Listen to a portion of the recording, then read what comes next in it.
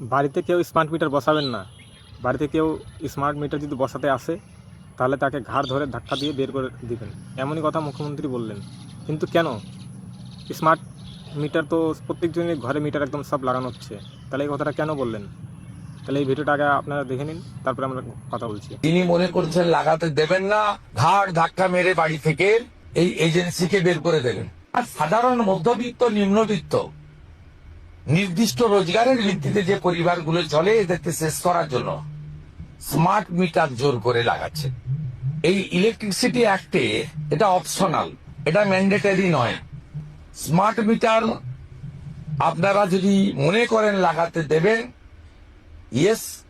যদি মনে করেন লাগাতে দেবেন না, সেটাও ইয়েস।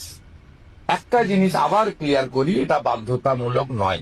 আর আমরা এই বিষয়ে ভারতীয় জনতা পার্টির পক্ষ থেকে সচেতনতামূলক প্রচার, আলোচনা, প্রতিবাদ, প্রয়োজনে প্রতিরোধ আমরা করব। দেখেন, ডিজিটাল মিটার আপনি বসাবেন কিনা সেটা এখন আপনার ব্যক্তিগত ব্যাপার, কিন্তু ওটা বসানোর জন্য এই জন্য মানা করা হয়েছে।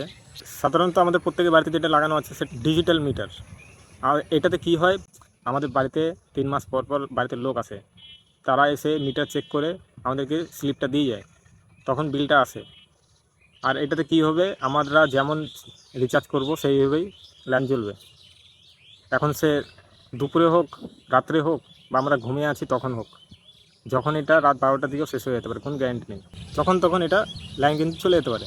সেই জন্য স্মার্ট মিটার বসাতে আমাদের মুখ্যমন্ত্রী মানা করেছে। এখন সেটা আপনার ব্যক্তিগত ব্যাপার, আপনি বসাবেন কি বসাবেন না সেটা এখন টোটালি আপনার ব্যক্তিগত ব্যাপার। এটা কেউ মানা করতে পারবে না। আপনি যদি বসান তাহলে আপনার ইচ্ছা, আর যদি না বসান তাহলে ঘা ধাক্কা দিয়ে বের করে দিবেন। ওরা খুব ফোর্স করবে বসানোর জন্য, কিন্তু আপনি বসাবেন না। তো ভিডিও যদি ভালো লাগে থাকে তাহলে অন্যজনকে দেখার জন্য ভিডিওটি সুযোগ করে দেন, ভিডিওটি শেয়ার করে দিন। যারা এখনও চ্যানেলটিকে সাবস্ক্রাইব করেননি অবশ্যই সাবস্ক্রাইবটা করে নিন। আর ফেসবুক থেকে যারা দেখছেন পেজটিকে অবশ্যই ফলো করে নিন, যাতে এরকম আপডেট আপনারা সবসময় দেখতে পান।